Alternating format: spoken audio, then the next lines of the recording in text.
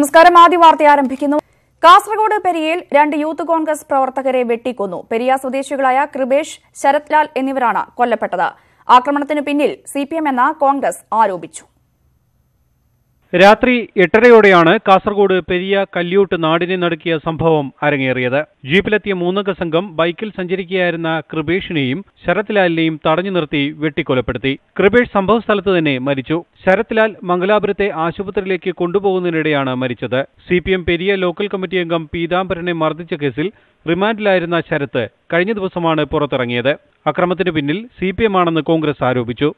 ഈ കൊലപാതകത്തിന് പിന്നിൽ പ്രാഥമികമായി ഞങ്ങൾക്ക് കിട്ടിയ റിപ്പോർട്ട് അനുസരിച്ച് കമ്മ്യൂണിസ്റ്റ് മാർക്സിസ്റ്റ് പാർട്ടിയുടെ ആസൂത്രിതമായ ഗൂഢാലോചന ഫലമായിട്ടാണ് ഈ കൊലപാതകം നടന്നത്. സിപിഎം നേതൃത്വത്തിന്റെ അറിവോടെയുള്ള ആസൂത്രിത കൊലപാതകമാണെന്ന് പ്രതിപക്ഷ നേതാവ് രമേശ് ചെന്നിത്തല ആരോപിച്ചു. 2 കോൺഗ്രസ് പാർട്ടി പ്രവർത്തകരെ കൊല്ലാനുള്ള എന്ത് കാരണമാണുള്ളത്? എങ്ങനെ ഇതിനെ ന്യായീകരിക്കാൻ കഴിയും? കേരളം ഭരിക്കുന്ന ഒരു പാർട്ടി എങ്ങനെ ഈ 2 പ്രവർത്തകന്മാരെ നിഷ്ഠൂരമായി വധിച്ചു എന്നുള്ളത് അറിയാനുള്ള അവകാശം ജനങ്ങൾക്കുണ്ട്. ഇതിന്റെ പിന്നിൽ സിപിഎമ്മിന്റെ ഗൂഢാലോചനയുണ്ട്, സിപിഎമ്മിന്റെ ശക്തമായ നേതൃത്വമുണ്ട്. കെപിസിസി പ്രസിഡന്റ് മുല്ലപ്പള്ളി രാമചന്ദ്രൻ നയിക്കുന്ന ജനമഹായാത്രയുടെ ഇന്നത്തെ പരിപാടികളെല്ലാം റദ്ദാക്കി. കെഎസ്യു സംസ്ഥാന വ്യാപകമായി വിദ്യാഭ്യാസ ബന്ധം പ്രഖ്യാപിച്ചു. സംസ്ഥാനത്തിന്റെ വിവിധയിടങ്ങളിൽ കോൺഗ്രസ് പ്രവർത്തകർ പ്രതിഷേധ പ്രകടനങ്ങൾ നടത്തി.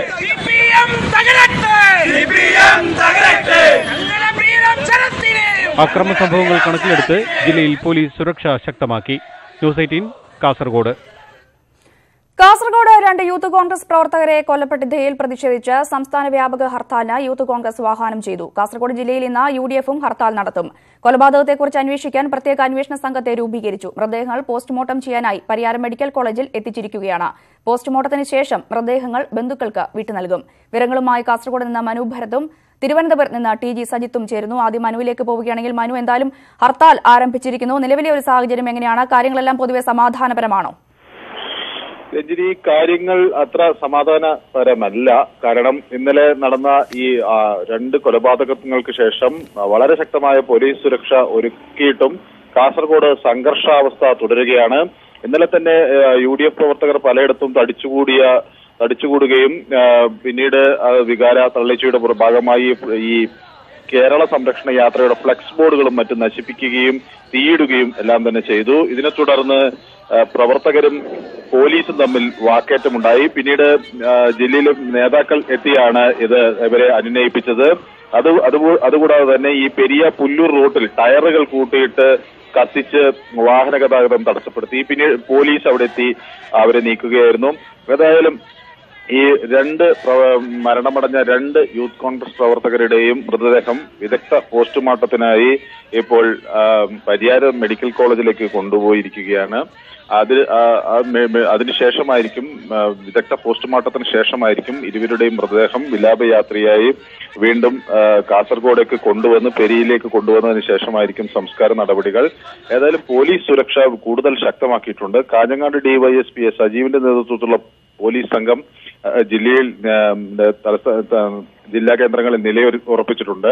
കെപിസിസി അധ്യക്ഷൻ സമയത്തിനകം ഇങ്ങോട്ടേക്ക് തിരിച്ചിട്ടുണ്ട്. അദ്ദേഹം ഇങ്ങോട്ടേക്ക് എത്തിച്ചേരും ഉടൻ എന്നാണ് ഇവിടെ നിന്ന് ലഭിക്കുന്ന വിവരം.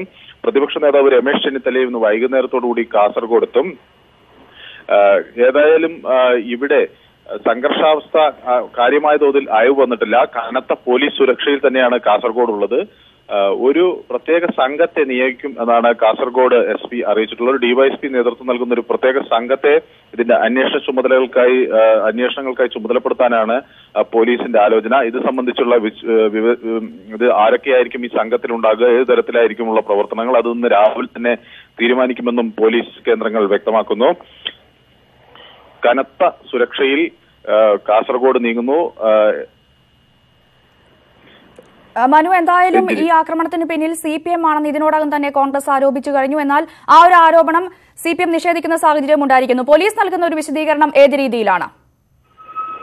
രഞ്ജിനി, ഇതിൽ ഈ ആക്രമണം നടന്ന സമയത്ത് തന്നെ ഇതിന് പിന്നിൽ സിപിഎം പ്രവർത്തകരാണ് കൊലപാതകത്തിന് പിന്നിൽ എന്ന ആരോപണം യൂത്ത് കോൺഗ്രസും യുഡിഎഫും ഒരേപോലെ ഉന്നയിച്ചിരുന്നു. കാരണം 2 സിപിഎം നേതാക്കളെ ആക്രമിച്ച സംഭവത്തിൽ ഈ ശരത്ലാൽ ഇതിൽ പ്രതിയായ കേസ് ചാർജ് ചെയ്തിരുന്നു. അതുകൊണ്ട് തന്നെ ഇതിന് പുറകിൽ അതുമായുള്ള വൈരാഗ്യം ആണ് എന്ന നിഗമനം പോലീസിനുമുണ്ട്. ഇത് സംബന്ധിച്ചുള്ള ഒരു അന്വേഷണം പോലീസ് നടത്തുന്നു. ഈ പ്രതികളെ 3 അംഗ സംഘമാണ് ജീപ്പിൽ എത്തി ഇവരെ ഈ ബൈക്ക് തടഞ്ഞിടുകയും ഇടിച്ചിടുകയും പിന്നീട് ഇവരെ വെട്ടിപ്പരിക്കേൽപ്പിക്കുകയും ചെയ്തതെന്നാണ് പോലീസിന് ലഭിച്ചിട്ടുള്ള വിവരം. ഇവരെ അറസ്റ്റ് ചെയ്തതിന് ശേഷം കൂടുതൽ ചോദ്യം ചെയ്യുമ്പോൾ ഇത് സംബന്ധിച്ച ഒരു വ്യക്തമായ ഒരു ചിത്രം കിട്ടും എന്നാണ് പോലീസ് ഇപ്പോൾ കരുതുന്നത്. ഏതായാലും CPM നേതൃത്വം ഇത്തരത്തിൽ ഈ കൊലപാതകവുമായി തങ്ങൾക്ക് യാതൊരു ബന്ധവുമില്ല എന്ന നിലപാട് ആവർത്തിക്കുകയാണ്. അതേസമയം ഇത് കോൺഗ്രസ് ആകട്ടെ ഇത് കരുതിക്കൂട്ടി നടത്തിയ ഗൂഢാലോചന നടത്തിയ ഒരു കൊലപാതകമാണ്, CPM നേതൃത്വം നടത്തിയ ഒരു കൊലപാതകമാണ് എന്ന് പറയുകയും ചെയ്യുന്നു. ഏതായാലും ഇന്നലെ 8:30യോടുകൂടി ഇത് ആസൂത്രിതമാണ് എന്ന കാര്യത്തിൽ തർക്കമില്ല. കാരണം 8:30യോടുകൂടി ബൈക്കിൽ സഞ്ചരിക്കുകയായിരുന്ന മനു തുടരുക. ഇപ്പോൾ യൂത്ത് കോൺഗ്രസ് നേതാവ് CR മഹേഷ് നമ്മോടൊപ്പം ചെയ്യുന്നുണ്ട്. ശ്രീ CR മഹേഷ്, എന്തായാലും കാസർഗോഡ് ഇന്നലെ രാത്രി തന്നെ UDF ഹർത്താൽ പ്രഖ്യാപിച്ചിരുന്നു. പക്ഷേ വളരെ വൈകിയുള്ള ഹർത്താലാണ് യൂത്ത് കോൺഗ്രസ് സംസ്ഥാന വ്യാപകമായി പ്രഖ്യാപിച്ചിരിക്കുന്നത്. താങ്കളുടെ ഒരു പ്രതികരണം എന്താണ്? തീർച്ചയായിട്ടും ഇത് ഏത് കൊലപാതകമാണ് CPM നടത്തിയതിനു ശേഷം ഞങ്ങൾ നടത്തി എന്ന് പറഞ്ഞിട്ടുള്ളത്? എല്ലാ കൊലപാതകങ്ങളും നടത്തുകയും അതിനുശേഷം അത് നിഷേധിക്കുകയും പിന്നീട് അന്വേഷണം ചെന്നെത്തുന്നത് CPMന്റെ ഉത്തരവാദിത്തപ്പെട്ട നേതാക്കളിലേക്കാണ്. ഒരു കാരണവശാലും ന്യായീകരിക്കാൻ പറ്റാത്ത തരത്തിലുള്ള 2 പൊന്നോമന ചെറുപ്പക്കാർ, അവർ നാളിതുവരെയും യാതൊരു കേസിലും പ്രതികളല്ലാത്ത മാന്യരായ 2 ചെറുപ്പക്കാരെയാണ് മാർക്സിസ്റ്റ് പാർട്ടി അരിങ്കൊല നടത്തിയിരിക്കുന്നത്. യഥാർത്ഥത്തിൽ ഒരു ജനാധിപത്യ രാജ്യത്ത് ഒരു ജനാധിപത്യ രാഷ്ട്രീയ പ്രസ്ഥാനമായി പ്രവർത്തിക്കുവാനുള്ള CPMന്റെ ധാർമ്മികത അവകാശം എന്നേ നഷ്ടപ്പെട്ടതാണ്. ഒരുപക്ഷെ ലോകത്ത് മറ്റേതെങ്കിലും രാജ്യത്തായിരുന്നുവെങ്കിൽ ഇങ്ങനെ ഒരു പാർട്ടിയെ എന്നേ ഭീകര സംഘടനയായി പ്രഖ്യാപിച്ചേനെ. ഈ മൃഗീയമെന്ന് പറഞ്ഞാൽ മൃഗങ്ങൾ പോലും നാണിക്കും തരത്തിൽ, പൈശാചികമെന്ന് പറഞ്ഞാൽ പിശാചുക്കൾ പോലും ലജ്ജിച്ച് തലതാടുന്ന തരത്തിൽ ഇത്രയും വൃത്തികെട്ട രീതിയിൽ മാർക്സിസ്റ്റ് പാർട്ടി അധപ്പതിച്ചിരിക്കുകയാണ്. ഇന്ന് രാവിലെ മുതൽ കേരളത്തിലെമ്പാടും കേരളത്തിലെ ചെറുപ്പക്കാരെ ഞങ്ങൾ രാഷ്ട്രീയത്തിനതീതമായി ഞങ്ങൾ ആവശ്യപ്പെടുകയാണ്. മാർക്സിസ്റ്റ് പാർട്ടി ആയുധം വെക്കണം, ഊരിയ വാൾ നിങ്ങൾ ഉറയിലിടണം. എത്രയോ ചെറുപ്പക്കാരുടെ ചോര കുടിച്ചിട്ടും മതി വരാത്ത ഇങ്ങനെ ഒരു ഫാസിസ്റ്റ് രാഷ്ട്രീയ പ്രസ്ഥാനം കേരളത്തിന്റെ മണ്ണിൽ ശാപമായി മാറിയിരിക്കുകയാണ്. ഈ 2 ചെറുപ്പക്കാരുടെ കൊലപാതകത്തിനും ഇവർ സമാധാനം പറയേണ്ടി വരും എന്നുള്ള കാര്യത്തിൽ യാതൊരു തർക്കവുമില്ല. CR മഹേഷ്, ഒരു കാര്യം ചോദിച്ചോളട്ടെ. എന്തായാലും മിന്നൽ ഹർത്താലുകൾക്ക് ഹൈക്കോടതി വിലക്കിയിട്ടുണ്ട്. 7 ദിവസം മുൻപെങ്കിലും പൊതു നോട്ടീസ് നൽകണമെന്നാണ് ഹൈക്കോടതി ഉത്തരവ്. ആ ഒരു സാഹചര്യത്തിനാണല്ലോ ഇത്രയും പെട്ടെന്നുള്ള ഒരു ഹർത്താൽ?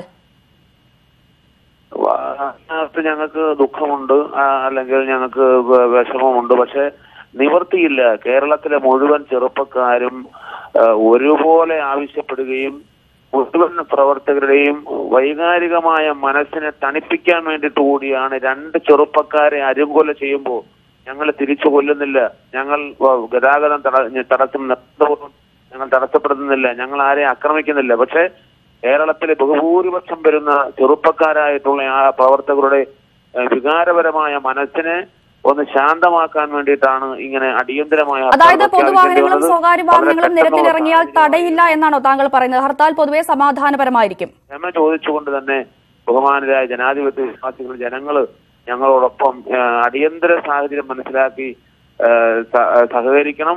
മറ്റ് നിയമപരമായ പ്രശ്നങ്ങളെ സംബന്ധിച്ച് CR മഹേഷ്, ഒരു കാര്യം കൂടി. എന്തായാലും ഇന്ന് താങ്കൾ യൂത്ത് കോൺഗ്രസ് ഹർത്താൽ പ്രഖ്യാപിച്ചിരിക്കുകയാണല്ലോ. പൊതുവാഹനങ്ങൾ സ്വകാര്യ വാഹനങ്ങൾ അടക്കമുള്ളവ നിരത്തിലിറങ്ങിയാൽ തടയില്ല എന്നാണോ താങ്കൾ പറയുന്നത്? ഹർത്താൽ പൊതുവെ സമാധാനപരമായിരിക്കുമോ? തീർച്ചയായിട്ടും ഈ ഹർത്താലിന്റെ പേരിൽ ഞങ്ങൾ ഒരു പൊതുജനത്തിനെയും കയ്യേറ്റം ചെയ്യുകയോ ബുദ്ധിമുട്ടുണ്ടാക്കുകയോ ചെയ്യില്ല എന്ന് ഞങ്ങൾ നിർബന്ധപൂർവ്വം ഞങ്ങൾ പ്രവർത്തകർക്ക് നിർദ്ദേശം കൊടുത്തിട്ടുണ്ട്. തീർച്ചയായിട്ടും സാധാരണഗതിയിൽ അങ്ങനെ കോൺഗ്രസ് പ്രവർത്തകരുടെ ഭാഗത്തു നിന്നും ഒരു പ്രകോപനം ഉണ്ടാകാൻ വഴിയില്ല. വളരെയധികം നന്ദി ശ്രീ CR മഹേഷ് ഞങ്ങളോട് പ്രതികരിച്ചതിന്. ഇപ്പോൾ തിരുവനന്തപുരത്ത് നിന്ന് TG സജിത്ത് കൂടി ചേരുന്നു. സജിത്ത്, എന്തായാലും പെട്ടെന്നുണ്ടായ ഒരു ഹർത്താൽ പ്രഖ്യാപനമാണ്. നിരത്തുകളിലെ ഒരു കാഴ്ച എങ്ങനെയാണ്? വാഹനങ്ങൾ നിരത്തുകളിൽ ഇറങ്ങുന്നുണ്ടോ? എന്തായാലും ഹർത്താൽ ആരംഭിച്ചിട്ടേ ഉള്ളൂ. രാത്രി ഏറെ വൈകി പ്രഖ്യാപിച്ച ഒരു ഹർത്താലിന്റെ പ്രതിസന്ധി ഉണ്ട്. പല പൊതുജനങ്ങളും ഇന്ന് ഹർത്താലാണ് എന്ന കാര്യം അറിഞ്ഞിട്ടില്ല. മാത്രമല്ല UDF നേതൃത്വവും സംസ്ഥാന വ്യാപകമായ ഒരു ഹർത്താൽ പ്രഖ്യാപിച്ചിട്ടില്ല. അത് യൂത്ത് കോൺഗ്രസ് നേരിട്ട് ആഹ്വാനം ചെയ്ത ഒരു ഹർത്താലാണ്. അതുകൊണ്ട് ആ തരത്തിൽ ഇത് ഏത് തരത്തിലുള്ള പ്രതീതി ജനങ്ങൾ എത്ര കണ്ട് ഇതിനോട് സഹകരിക്കും തുടങ്ങിയ കാര്യങ്ങളൊക്കെ വ്യക്തമാവേണ്ടതുണ്ട്. 6 മണിക്ക് തൊട്ട് രാവിലെ 6 തൊട്ട് വൈകിട്ട് 6 വരെയാണ് ഹർത്താൽ പ്രഖ്യാപിച്ചിരിക്കുന്നത്. ആദ്യ മിനിറ്റുകൾ പിന്നിടുന്നതേ ഉള്ളൂ ഹർത്താൽ. പൊതുവിൽ ഇപ്പോൾ നിരത്തുകളിൽ രാവിലെ ഉണ്ടാകാവുന്ന ഒരു തിരക്ക് ഇപ്പോൾ കാണുന്നുണ്ട്. പക്ഷേ വരുന്ന മണിക്കൂറുകളിൽ ഒരുപക്ഷെ സാഹചര്യം മാറിയേക്കാം. പക്ഷെ CR മഹേഷ് സൂചിപ്പിച്ച പോലെ യൂത്ത് കോൺഗ്രസ് പ്രവർത്തകർ സംസ്ഥാനത്ത് വലിയ രീതിയിലുള്ള പ്രതിഷേധം നടത്തും. UDF-ഉം കോൺഗ്രസും അവരുടെ സംഘടനാ സംവിധാനം പരമാവധി ഉപയോഗപ്പെടുന്ന രീതിയിലുള്ള പ്രതിഷേധം സംഘടിപ്പിക്കുകയാണ്. ഹർത്താൽ കാസർഗോഡ് മാത്രമാണ് UDF പ്രഖ്യാപിച്ചതെങ്കിലും അത് സംസ്ഥാനത്തിന്റെ മറ്റിടങ്ങളിലും വലിയ രീതിയിലുള്ള പ്രതിഷേധം നടത്താനുള്ള ആഹ്വാനമുണ്ട്.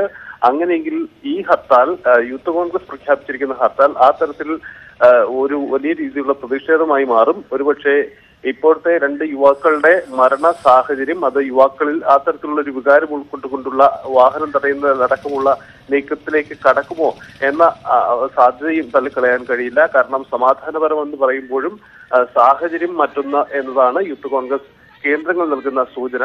എന്തായാലും ആദ്യ മിനിറ്റുകൾ പിന്നിടുകയാണ്. വരുന്ന മണിക്കൂറുകളിൽ ഹർത്താൽ ഏത് തരത്തിലുള്ള പ്രതീതി ജനിപ്പിക്കുമെന്ന കാര്യത്തിൽ നമുക്ക് വ്യക്തമായി അറിയാം. എന്തായാലും വലിയ രീതിയിലുള്ള പ്രതിഷേധം സംസ്ഥാനത്തിന്റെ എല്ലാ ഇടങ്ങളിലും യൂത്ത് കോൺഗ്രസും അടക്കമുള്ള അവരുടെ സംഘടനാ സംവിധാനം ഉപയോഗിച്ചുകൊണ്ടുള്ള പ്രതിഷേധമായിരിക്കും ഇന്ന് ഉണ്ടാവുക. സെക്രട്ടേറിയറ്റിലടക്കം വലിയ പ്രതിഷേധത്തിനാണ് ഇന്ന് ആഹ്വാനം നൽകിയിരിക്കുന്നത്. സരിത, ഒരു കാര്യം കൂടി, എന്തായാലും പെട്ടെന്നുള്ള ഒരു ഹർത്താൽ പ്രഖ്യാപനമാണ്. എന്തായാലും ഹൈക്കോടതി ഉത്തരവ് നിലനിൽക്കുന്നുണ്ടല്ലോ. 7 ദിവസം മുൻപെങ്കിലും പൊതു നോട്ടീസ് നൽകണമെന്ന ഉത്തരവ് നിലനിൽക്കുന്നു. ആ ഒരു സാഹചര്യത്തിൽ പെട്ടെന്നുണ്ടായ ഒരു ഹർത്താലിനെ എങ്ങനെയാണ് കാണേണ്ടത്? ഹർത്താൽ സംബന്ധിച്ച് അതിന്റെ നിയമപ്രശ്നങ്ങൾ സാങ്കേതിക വശങ്ങൾ ഉണ്ട്. ഈ ഹർത്താൽ പ്രഖ്യാപനവുമായി ബന്ധപ്പെട്ട് നേരത്തെ കോൺഗ്രസിന് ഒരു പൊതു നിലപാടുണ്ട്. പൊതുവിൽ ഹർത്താൽ പ്രഖ്യാപിക്കാതിരിക്കുന്ന ഒരു നിലപാടാണ്. ഹർത്താലിനെതിരെ കോൺഗ്രസ് നേതാക്കൾക്കിടയിൽ തന്നെ പൊതുവികാരമുണ്ട്.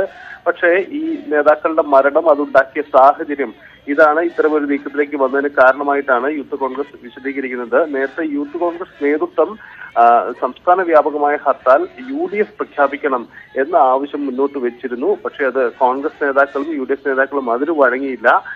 മറിച്ച് അവർ കാസർഗോഡ് ജില്ലയിൽ മാത്രമാണ് ഹർത്താൽ പ്രഖ്യാപിച്ചിരിക്കുന്നത്.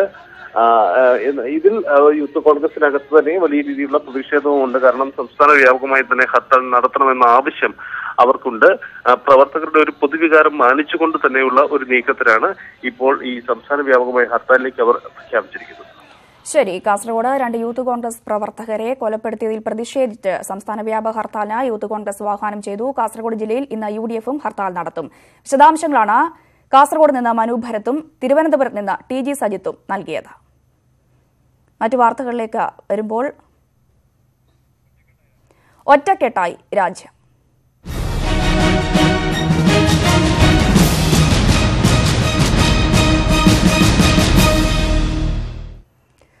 പുൽവാമ ആക്രമണത്തിന് ശേഷം ജമ്മു കാശ്മീരിന്റെ വിവിധ ഭാഗങ്ങളിൽ ഏർപ്പെടുത്തിയ ഇന്റർനെറ്റ് നിരോധനം പിൻവലിച്ചു. ആക്രമികൾക്ക് പാക് സൈന്യത്തിന്റെ സഹായം ലഭിച്ചതുമായി ബന്ധപ്പെട്ട കൂടുതൽ തെളിവുകൾ ഇന്ത്യ കണ്ടെത്തി. ജമ്മുവിൽ ഏർപ്പെടുത്തിയ കർഫ്യൂ തുടരുന്നു. അതിനിടെ പുൽവാമ സംഭവവുമായി ബന്ധപ്പെട്ട് പാകിസ്ഥാനെതിരെയുള്ള പ്രതിഷേധങ്ങൾ രാജ്യത്താകമാനം തുടരുകയാണ്. പുൽവാമയിലെ തീവ്രവാദി ആക്രമണത്തിന് ശേഷം ക്രമസമാധാന പ്രശ്നങ്ങൾ ഉണ്ടാകാതിരിക്കാനാണ് ജമ്മുകശ്മീരിലെ വിവിധ ജില്ലകളിൽ ഇന്റർനെറ്റ് സേവനം താൽക്കാലികമായി നിർത്തിവച്ചത്. ചില മേഖലകളിൽ ഇന്റർനെറ്റിന്റെ വേഗം കുറയ്ക്കുകയും ചെയ്തിരുന്നു. മേഖലയിൽ മറ്റു പ്രശ്നങ്ങൾ റിപ്പോർട്ട് ചെയ്യാത്ത സാഹചര്യത്തിലാണ് ഇന്നലെ രാത്രിയോടെ ഇന്റർനെറ്റിന്റെ സേവനം പഴയ രീതിയിൽ പുനഃസ്ഥാപിച്ചത്. അതിനിടെ ആക്രമണത്തിന് നേതൃത്വം നൽകിയ ഭീകര സംഘടനയായ ജെയ്ഷെ മുഹമ്മദിന്റെ തലവൻ മസൂദ് അസറിന് പാക് സേനയുമായി ബന്ധമുണ്ടെന്ന് ചൂണ്ടിക്കാട്ടി പാകിസ്ഥാനെ ലോകരാഷ്ട്രങ്ങളുടെ മുന്നിൽ ഒറ്റപ്പെടുത്താനുള്ള നീക്കം ഇന്ത്യ ശക്തമാക്കി. അസറിന്റെ താവളം പാക് സേനയുടെ ആസ്ഥാനമായ റാവൽപിണ്ടിക്ക് സമീപമാണെന്നതിനും കശ്മീരിൽ ആക്രമണത്തിന് ആഹ്വാനം ചെയ്തുകൊണ്ടുള്ള അസറിന്റെ ശബ്ദ സന്ദേശം പ്രചരിപ്പിച്ചത് പാകിസ്ഥാനിൽ നിന്നുമാണെന്നും ഉൾപ്പെടെയുള്ള തെളിവുകളാണ് ഇന്ത്യക്ക് ലഭിച്ചത്. പുൽവാമ ആക്രമണത്തിന്റെ പശ്ചാത്തലത്തിൽ ജമ്മുവിലെ വിഘടനവാദി നേതാക്കൾക്കുള്ള സുരക്ഷ ഇന്ത്യ പിൻവലിച്ചിരുന്നു. അതിനിടെ ജമ്മുകശ്മീരിലെ വിദ്യാർത്ഥികൾക്ക് നേരെ രാജ്യത്തിന്റെ ചില സ്ഥലങ്ങളിൽ നടന്ന ആക്രമണങ്ങളെ സംബന്ധിച്ച് സംസ്ഥാന ഗവർണറുടെ ഓഫീസ് ചർച്ചകൾ നടത്തി. പുൽവാമയിൽ വീരമൃത്യു വരിച്ച സൈനികർക്ക് ആദരമർപ്പിച്ച് രാജ്യത്തിന്റെ വിവിധ ഭാഗങ്ങളിൽ അനുസ്മരണ പരിപാടികൾ നടക്കുന്നുണ്ട്. തീവ്രവാദികൾക്ക് സഹായം നൽകുന്ന പാകിസ്ഥാനെതിരെയുള്ള പ്രതിഷേധവും ശക്തമാണ്. ലണ്ടനിൽ ഉൾപ്പെടെ ഇന്ത്യക്കാർ പാകിസ്ഥാനെതിരെ പരസ്യ പ്രതിഷേധവുമായി തെരുവുകളിൽ ഇറങ്ങി. News desk, news 18. ഇനി തെരഞ്ഞെടുപ്പ് വാർത്തകൾ.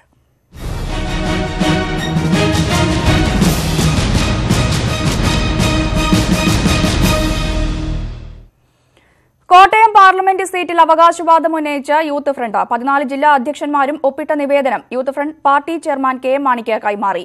Jose K Mani Youth Front അധ്യക്ഷനായിരിക്കെ നൽകിയ സീറ്റ് തങ്ങൾക്ക് അവകാശപ്പെട്ടതാണ് എന്ന വാദമാണ് യൂത്ത് ഫ്രണ്ട് ഉന്നയിക്കുന്നത്. കോട്ടയം സീറ്റിൽ കണ്ടെന്നിട്ട് ജോസഫ് വിഭാഗവും മാണിക്കൊപ്പമുള്ള ഒരുപറ്റം നേതാക്കളും നീക്കം നടത്തുന്നതിനിടെയാണ് യൂത്ത് ഫ്രണ്ടും ആവശ്യവുമായി രംഗത്ത് വന്നിരിക്കുന്നത്. ജോസ് കെ മാണി മത്സരിച്ച കോട്ടയം സീറ്റ് തന്നെ തങ്ങൾക്ക് വേണമെന്ന് കെ എം മാണിക്ക് നൽകിയ നിവേദനത്തിൽ യൂത്ത് ഫ്രണ്ട് വ്യക്തമാക്കുന്നു. 14 ജില്ലാ അധ്യക്ഷന്മാരും ഒപ്പിട്ട നിവേദനമാണ് മാണിക്ക് മുന്നിൽ സമർപ്പിച്ചത്. യൂത്ത് ഫ്രണ്ടിന് സീറ്റ് അഡീഷണൽ പാർട്ടിയുടെ 2ാം സീറ്റ് വാങ്ങിച്ചിടണമെന്നും യൂത്ത് ഫ്രണ്ടിന് കോട്ടയം സീറ്റ് വേണമെന്നും നമ്മുടെ ആവശ്യം.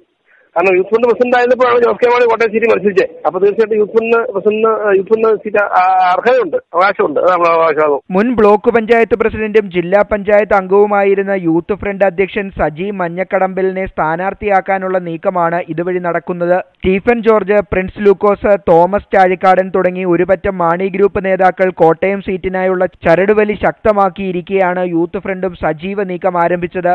ന്യൂസ് 18 കോട്ടയം. LDFന്റെ വടക്കൻ മേഖലയിലെ കേരള സംരക്ഷണ യാത്ര ഇന്നും നാളെയും കണ്ണൂരിൽ പര്യടനം നടത്തും. CPI സംസ്ഥാന സെക്രട്ടറി കാനം രാജേന്ദ്രൻ നയിക്കുന്ന യാത്രയ്ക്ക് രാവിലെ പഴയങ്ങാടിയിലാണ് ആദ്യ സ്വീകരണം ഒരുക്കിയിട്ടുള്ളത്. തളിപ്പറമ്പ്, ശ്രീകണ്ഠാപുരം എന്നീ കേന്ദ്രങ്ങൾ പിന്നിട്ട് ഇന്ന് യാത്ര മട്ടന്നൂരിൽ അവസാനിക്കും. ഇന്നലെ വൈകുന്നേരമാണ് യാത്ര കണ്ണൂർ ജില്ലയിൽ കടന്നത്. ജവാന്റെ മൃതദേഹത്തിന് മുന്നിൽ സെൽഫി എടുത്തുവെന്ന പ്രചാരണത്തിൽ അന്വേഷണം ആവശ്യപ്പെട്ട കേന്ദ്രമന്ത്രി അൽഫോൺസ് കണ്ണന്താനം DGPക്ക് പരാതി നൽകി. ആരോ എടുത്ത മീഡിയ സെക്രട്ടറിക്ക് അയച്ചുകൊടുത്ത ചിത്രമാണ് ഫേസ്ബുക്കിൽ ഇട്ടത്. താനെടുത്ത സെൽഫിയാണ് എന്ന വ്യാജ പ്രചാരണം തെറ്റാണ്. കേന്ദ്രമന്ത്രിയായ തനിക്കെതിരെ വ്യാജവാർത്ത പ്രചരിപ്പിച്ചു. ഇതിനു പിന്നിൽ പ്രവർത്തിച്ചവരെ നിയമത്തിന് മുന്നിൽ കൊണ്ടുവരണമെന്നും പരാതിയിൽ മന്ത്രി ആവശ്യപ്പെട്ടു.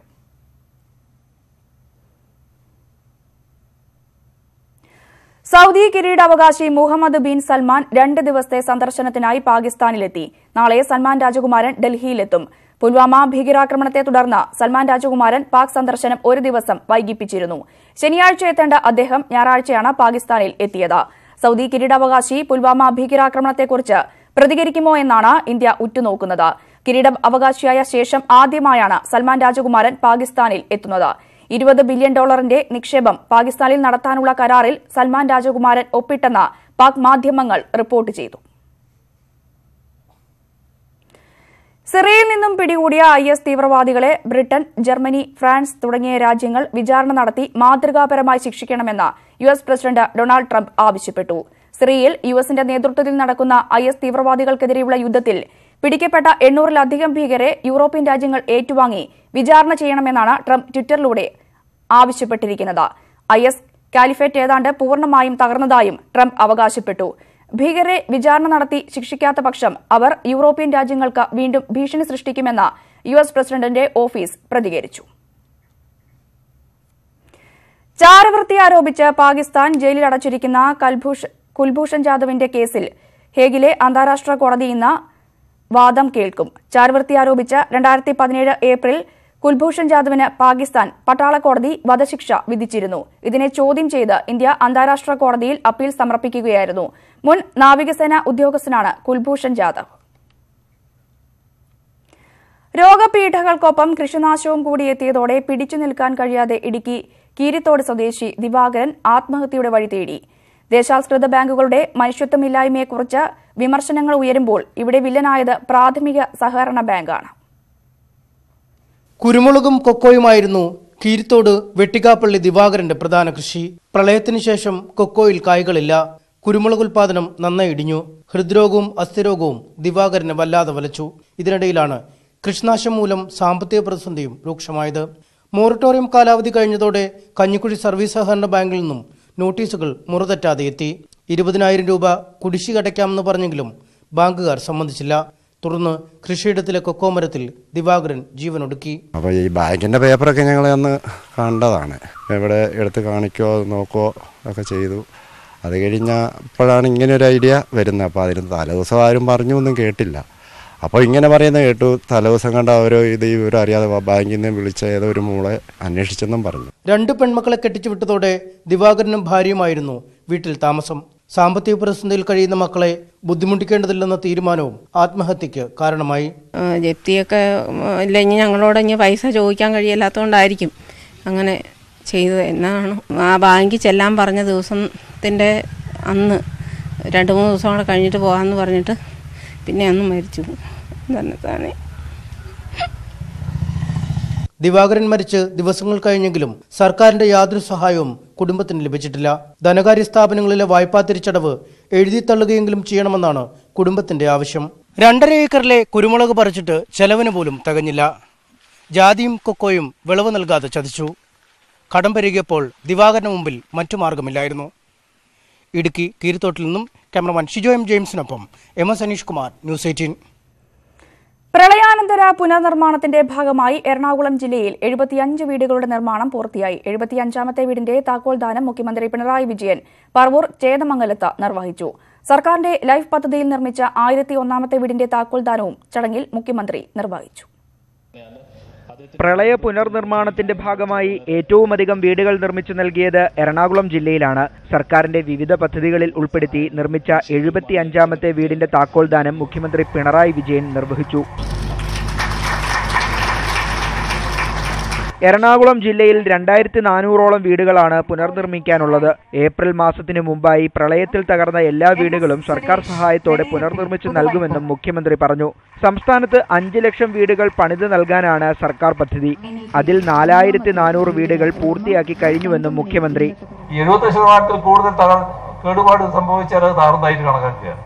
അങ്ങനെ പുതിയ വീടുകൾ നിർമ്മിക്കേണ്ടതിന് ഇവിടെയുള്ള എല്ലാ വീടുകളും ഏപ്രിൽ മാസത്തോടുകൂടി നിർമ്മിച്ച് നൽകാനാണ് നിശ്ചയിച്ചിട്ടുള്ളത്. മത്സ്യത്തൊഴിലാളികളുടെ സുരക്ഷയ്ക്കായുള്ള നാവിക് ഉപകരണങ്ങളും ചടങ്ങിൽ മുഖ്യമന്ത്രി വിതരണം ചെയ്തു. കടലിൽ 1005 കിലോമീറ്റർ ദൂരം വരെ സന്ദേശങ്ങൾ എത്തിക്കാൻ നാവിക് ഉപകരണങ്ങൾക്കാകും. അപകടം ഒഴിവാക്കാൻ മത്സ്യത്തൊഴിലാളികളെ ഇവ സഹായിക്കും. മന്ത്രി AC മൊയ്തീൻ അധ്യക്ഷത വഹിച്ച ചടങ്ങിൽ MLA-മാരായ അൻവർ സാദത്ത്, VD സതീശൻ തുടങ്ങിയവർ പങ്കെടുത്തു.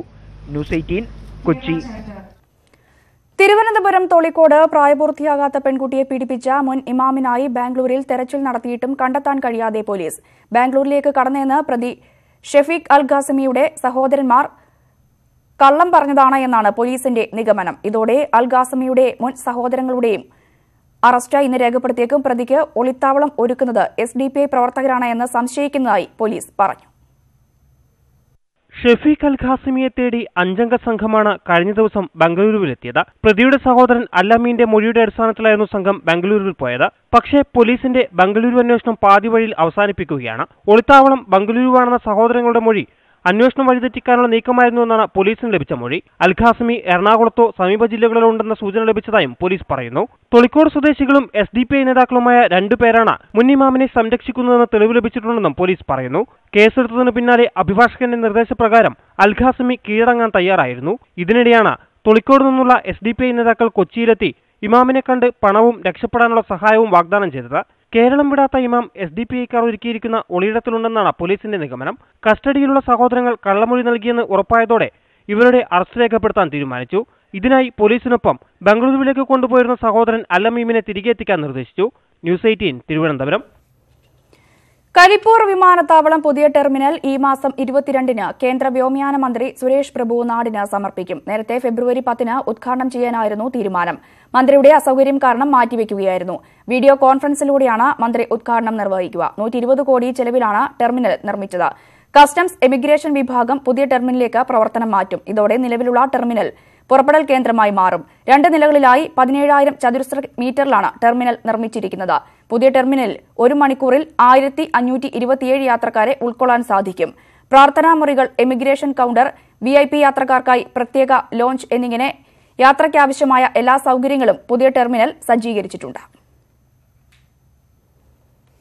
ദേവസ്വം ബോർഡ് യോഗം ഇന്ന് ചേരും. കുംഭമാസ പൂജയ്ക്ക് ഒരുക്കിയ ക്രമീകരണങ്ങളും നടവരവ് ഉൾപ്പെടെയുള്ള കാര്യങ്ങളും യോഗം ചർച്ച ചെയ്യും. വനം വകുപ്പിന്റെ എതിർപ്പ് മറികടന്ന് ശബരിമല മാസ്റ്റർ പ്ലാൻ പരിഷ്കരിക്കാനാണ് ദേവസ്വം ബോർഡ് തീരുമാനം. വനം വകുപ്പുമായി ചേർന്ന് നടത്തിയ സംയുക്ത സർവേയിൽ കണ്ടെത്തിയ 94 ഏക്കറിലെ വികസന പ്രവർത്തനങ്ങൾക്ക് രൂപരേഖ തയ്യാറാക്കാൻ ഹൈക്കോടതി നിയോഗിച്ച ഹൈപ്പവർ കമ്മിറ്റി ഇന്നലെ യോഗം ചേർന്നിരുന്നു. ഹൈപ്പവർ കമ്മിറ്റിയുടെ നിർദ്ദേശങ്ങളും ചർച്ചയാകും. ശുദ്ധിക്രിയാ വിവാദത്തിൽ തന്ത്രിയുടെ വിശദീകരണം ഇതുവരെ ബോർഡ് പരിഗണിച്ചിട്ടില്ല. കുംഭമാസ പൂജകൾ പൂർത്തിയാക്കി ശബരിമല നടയടച്ചു. പോലീസിന്റെ കർശന നിയന്ത്രണങ്ങൾ ഇല്ലാതിരുന്നിട്ടും ഇത്തവണ വലിയ ഭക്തജനപ്രവാഹം ഉണ്ടായില്ല. ഇതര സംസ്ഥാനങ്ങളിൽ നിന്നും ദർശനത്തിനായി യുവതികൾ എത്തിയെങ്കിലും പ്രതിഷേധക്കാർ മടക്കി അയച്ചു. പരസ്യരംഗത്തെ അന്താരാഷ്ട്ര കൂട്ടായ്മയായ ഇന്റർനാഷണൽ അഡ്വർടൈസിംഗ് അസോസിയേഷന്റെ ലോക ഉച്ചകോടി ഈ മാസം 20 മുതൽ 22 വരെ കൊച്ചിയിൽ നടക്കും. Reliance industries chairman Mukesh Ambani ഉച്ചകോടി ഉദ്ഘാടനം ചെയ്യും. 3 ദിവസത്തെ സമ്മേളനത്തിൽ ഇന്ത്യയിൽ നിന്നും വിദേശത്തു നിന്നുമായി 2000-ഓളം പ്രതിനിധികൾ പങ്കെടുക്കും. ആഗോള പരസ്യ വിപണിയുടെ തലസ്ഥാനം 3 നാൾ കൊച്ചിയിലായി മാറും. IAAയുടെ 80 വർഷത്തെ ചരിത്രത്തിൽ ആദ്യമായാണ് വേൾഡ് കോൺഗ്രസിന് ഇന്ത്യ വേദിയാകുന്നത്. ബ്രാൻഡ് ധർമ്മ എന്നതാണ് ഇത്തവണത്തെ സമ്മേളന പ്രമേയം. ഉദ്ഘാടന സമ്മേളനത്തിൽ മുകേഷ് അംബാനിക്കൊപ്പം അമിതാഭ് ബച്ചൻ, ശ്രീ രവിശങ്കർ എന്നിവരും പങ്കെടുക്കും. 25-ലേറെ രാജ്യങ്ങളിൽ നിന്നായി എത്തുന്ന 40-ഓളം വിദഗ്ധർ നയിക്കുന്ന സെക്ഷനുകളാണ് ഉച്ചകോടിയുടെ ആകർഷണം. ആതിഥേയർ എന്ന നിലയിൽ ലോകത്തിന് മുന്നിൽ മികച്ച അനുഭവമൊരുക്കാനാണ് ഇത്തവണ കേരളത്തിൽ ശ്രമിച്ചിട്ടുള്ളത് എന്ന് ads steering committee chairman Pradeep Guha പറഞ്ഞു. And we, as the local hosts, have tried our level best to put together something that not just Indians but the world at large who will be attending this conference will remember it for long. മുൻ tennis താരം Andre Agassi, നടിമാരായ Deepika Padukone, kajal Devgn തുടങ്ങിയവർ ഉച്ചകോടിയിൽ പങ്കെടുക്കും. ലോകശ്രദ്ധ നേടിയ humanoid robot സോഫിയയുടെ സാന്നിധ്യവും സമ്മേളനത്തിലുണ്ടാവും. Media planning, robotics, technology, പരസ്യ വിപണി സാധ്യതകൾ തുടങ്ങിയ വിഷയങ്ങളിലെല്ലാം പ്രത്യേകം സെമിനാറുകളും നടക്കും. വാഷിംഗ്ടൺ, മോസ്കോ, റഷ്യ എന്നിവിടങ്ങളിലാണ് കഴിഞ്ഞ തവണത്തെ സമ്മേളനങ്ങൾ നടന്നത്. ന്യൂസ് 18 കൊച്ചി.